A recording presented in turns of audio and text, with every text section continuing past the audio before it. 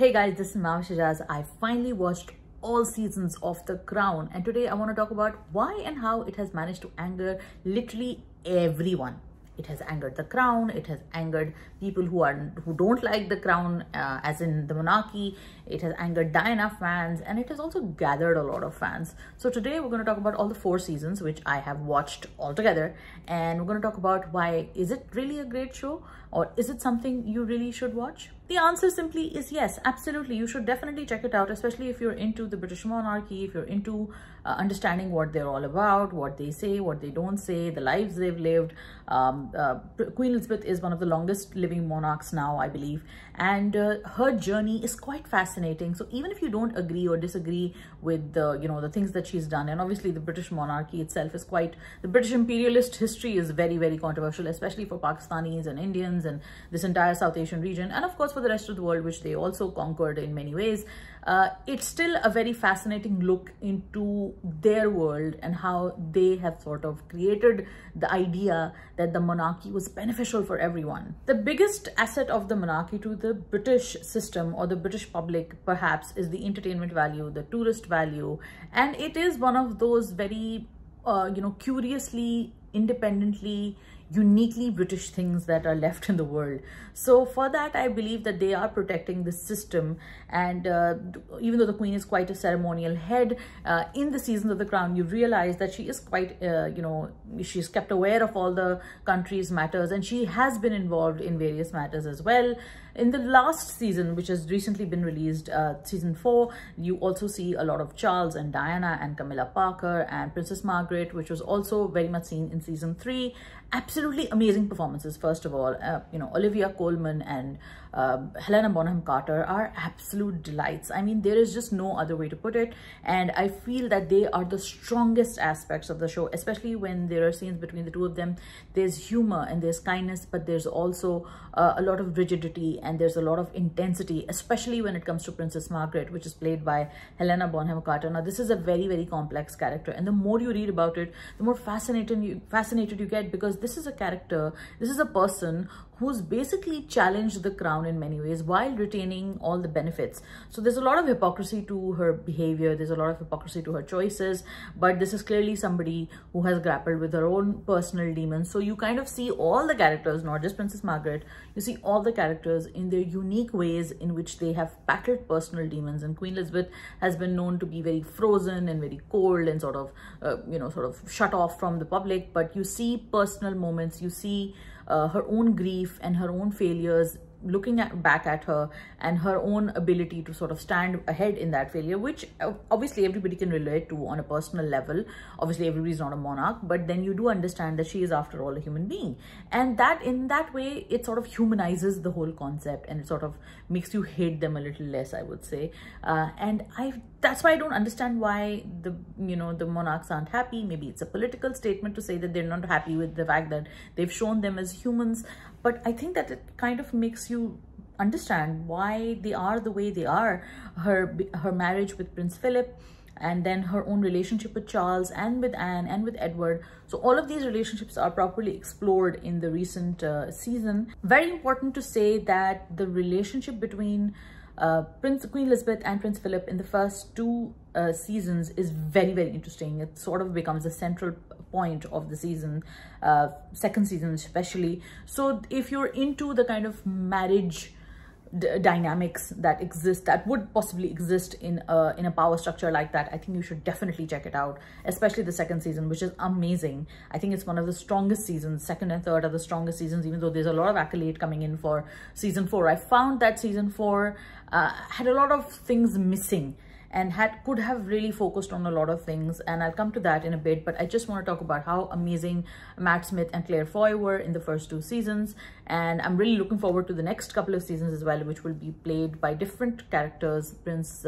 Philip and Queen Elizabeth and Diana and Charles, they will all be played by different people, but until now, I mean, they have all been flawless performances. I'm just a little curious why Helena Bonham Carter's eyes weren't blue, because that's what Princess Margaret's eyes were colored. But anyway, just keeping that small thing aside, obviously Helena Bonham Carter is absolutely flawless, and Josh O'Connor, everybody who's been in the past 3-4 seasons has been basically flawless, except for Emma Corrin, which now brings me to season 4, which is just oh my god, I don't know what to say. I had to stop season 4 in the middle, and I had to sort of just say that, listen, I cannot watch this, because I'm a huge Lady Diana Spencer fan. Like, when she died, I collected all the magazines, I read all the articles, I read everything about her, I researched like crazy about her, I looked at all the pictures, I followed the coverage on her death, and it was just heartbreaking. It felt like we were all in mourning, because we kind of,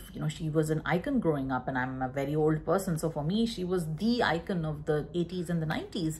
So for me, Lady Diana's depiction in The Crown was very problematic. It was very, very shallow, and I felt that Emma Corrin's casting was also off. I mean, apart from the hair and maybe the physique, there was really nothing else that, and maybe not even the physique, because Diana was tall and lanky, so there was a posture in her which was missing in Emma Corrin, because she was very straight backed, and you can understand that the whole ballet thing they want to bring in, but Diana wasn't like that. And even in her most glamorous outfits, you can see that she stoops a little, and that's the posture that was missing.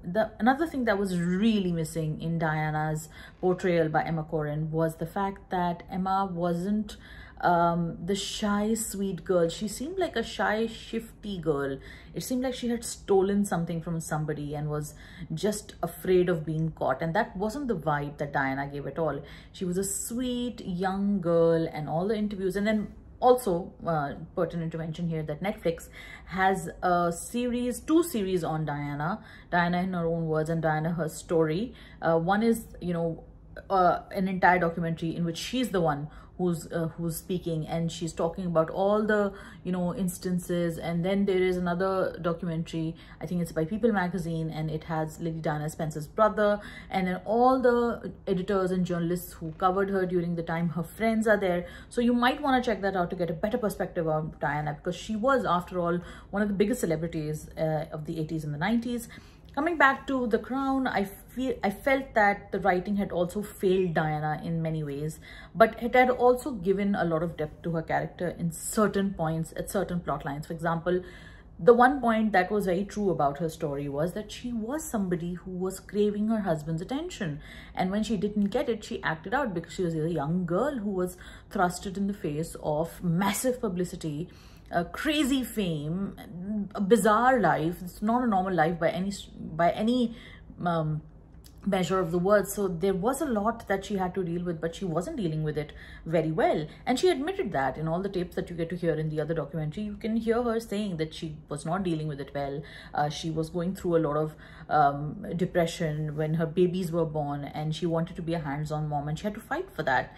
And I think in that day and age, I don't think that was a big deal, but obviously because of the palace ways and the monarchy, and they all had to turn it into a big thing.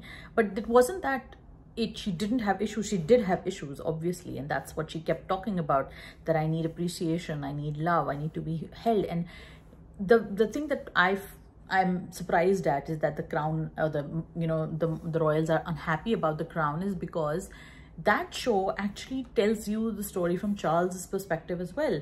Charles was not in love with her as such. He was basically in love with Camilla. He was lonely. He loved, and he wanted to be loved, and everyone does, actually. That's like a basic human thing.